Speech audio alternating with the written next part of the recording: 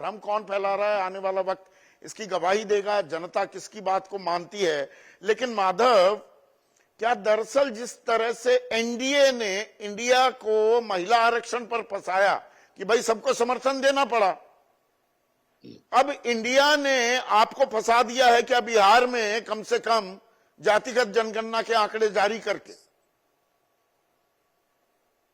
संदीप जी, मुझे नहीं लगता है यहाँ किसी को फंसाने की बात है कि जब बिहार में जातीय जनगणना की जब बात हुई थी तो तमाम दल अपने राजनीतिक विरोध से ऊपर उठकर, चाहे बीजेपी हो चाहे हम लोग की पार्टी हो, उस समय हम लोग जनता दल यूनाइटेड में थे, सब लोगों ने एक स्वर से समर्थन किया था कि बिहार के हित के लिए यह जरूरी है कि सरकार के पास साइंटिफिक डेटा हो और सरकार को नीति निर्धारण में इसकी सहूलियत जो है मिलेगी। अगर डेटा रहेगा तो स्वाभाविक है उसी के अकॉर्डिंग नीति निर्धारण किया जाएगा।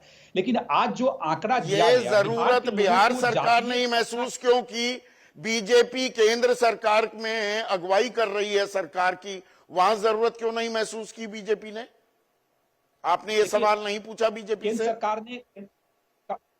केंद्र सरकार ने स्पष्ट रूप से कह दिया कि कोविड के कारण जातीय जनगणना नहीं हो पाई और निश्चित रूप से अब तो महिला रिजर्वेशन बिल जो है सो एक कानून बन चुका है, तो निश्चित रूप से जातीय जनगणना भी होगा। नहीं, अप्रत्यक्ष रूप से नहीं, ऐसा कुछ नहीं है। साफ मना कर दिया, there be no caste census.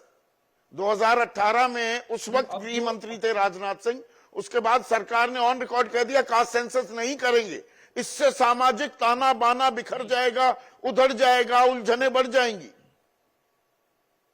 देखिए, अभी तो जो महिला आरक्षण बिल जो पास हुआ उसमें तो क्लियर यही हुआ कि जातीय जनगणना होगी, परिसीमन भी होगा और उसी आधार पे महिलाओं को 33% रिजर्वेशन भी जो है सो मिलेगा। बहरहाल मैं कहना चाहता हूं, चूंकि बिहार की या जातीय गणना की बात हम लोग कर रहे हैं, तो बिहार के लोगों को जातीय गणना की रिपोर्ट पे शंका है। संदीप जी, मेरे बाद 1-2 मिनट का टाइम दीजिएगा, क्योंकि जिस जल्दबाजी में यह आंकड़ा जुटाया गया, क्योंकि मामला हाई कोर्ट में भी था, मामला सुप्रीम कोर्ट में भी था। आपको पता है कि हाई कोर्ट ने स्टे भी लगाया था, फिर हाई कोर्ट ने ग्रीन सिग्नल भी दिया, फिर सुप्रीम कोर्ट में मैटर गया और सरकार ने सुप्रीम कोर्ट में कहा कि मेरा सारा आंकड़ा जो है सो कलेक्ट मैं कर चुका हूं, सब कुछ हो चुका है, सिर्फ मुझे जो है अब रिपोर्ट जारी करनी है।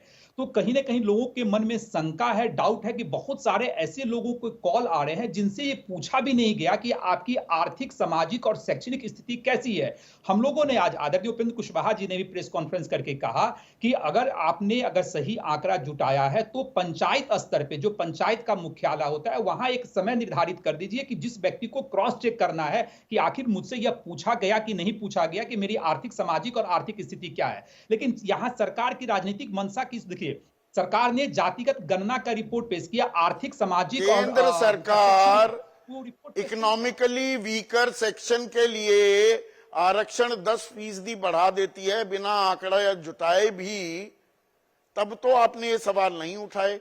अब क्या बाल की खाल इसलिए निकाल रहे हैं क्योंकि राजनीतिक जवाब कुछ तलाशना होगा? Are you buying time, Madhav आनंद?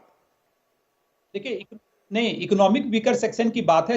तमाम दलों ने आरजेडी को छोड़कर, क्योंकि आरजेडी शुरू से सवर्ण विरोधी चाल चलन चरित्र के लिए जानी जाती है, इसलिए आरजेडी को छोड़कर तमाम घटक दलों ने, तमाम पॉलिटिकल पार्टियों ने इसका समर्थन करने का काम किया था और वो भी सब लोगों का एहसास हुआ कि सवर्ण जातियों में भी जैसे गरीबी है और उन लोगों को रिजर्वेशन मिलता है। तो आदरणीय नीतीश कुमार जी ने भी समर्थन किया था, आदरणीय केसी त्यागी जी ने भी उसका समर्थन करने का काम किया था। लेकिन यहां अगर राजनीतिक लाभ के लिए अगर आप कर रहे हो तो मुझे लगता है यह कतई उचित नहीं है, क्योंकि प्रधानमंत्री जी तो कहते ही है सबका साथ, लाभ तो लेती हैं सरकारें, राजनीतिक लाभ लेने के लिए ही। राजनीतिक दल राजनीतिक लाभ नहीं लेंगे तो क्या लेंगे? दरअसल अब लड़ाई आरक्षण की होगी। क्या महिला आरक्षण जी, 33% महिला आरक्षण। 1 मिनट सुनिए ना माधव, 1 मिनट सुनिए ना, सवाल तो पूरा सुन लीजिए। 33% महिला आरक्षण, ताली बजवा रही थी बीजेपी। अब यहां पर इंडिया कह रहा है कि जितनी आबादी उतना हक, जिसकी जितनी संख्या भारी उसकी उतनी हिस्सेदारी। अब ये मामला आरक्षण पर भी तो जाएगा कि नहीं? और पेंच असल में वो है। देखिए संदीप जी, 18 साल नीतीश कुमार जी का और 15 साल लालू परिवार का, तो आखिर आपने कहा 33 साल में आखिर सरकार अगर ओबीसी, एससी, एसटी के बारे में अगर सोची हुई रहती तो आज में सबसे पहले यही जारी होता रिपोर्ट कि आर्थिक, सामाजिक और शैक्षणिक आधार पे इन वर्गों का कहां उत्थान हुआ है। सरकार की मंशा पे मैं सवाल जैसे उठाता हूं और उठाना मेरा कर्तव्य भी है कि आखिर आपने जातिगत, तो कांग्रेस की सरकार ने करवाया था, एनडीए की सरकार ने दबा दिया, 2016 में कह दिया नहीं दिखाते। अरे उस समय के गृह मंत्री जी ने ही कहा था उस समय के गृह मंत्री मनमोहन सिंह के टाइम में जो गृह मंत्री थे, उन्होंने कहा था कि उस आंकड़े में बहुत सारी त्रुटियां हैं और इतनी त्रुटियां हैं कि उसको पेश नहीं किया सकता है, सार्वजनिक नहीं किया सकता है। तब उन्हीं के गृह मंत्री जब तो अब आंकड़ा कितना विश्वसनीय है उस पर बात होती दिख रही है। 1 मिनट माधव। जैसे ही घड़ी का काटा दोपहर 2:30 पे आए, बबीता जी का दिल सास बहू साजिश के लिए मचल जाए।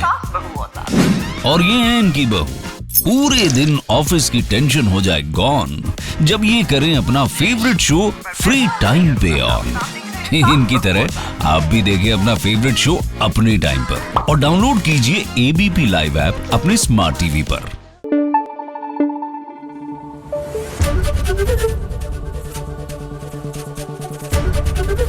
एबीपी न्यूज आपको रखे आगे।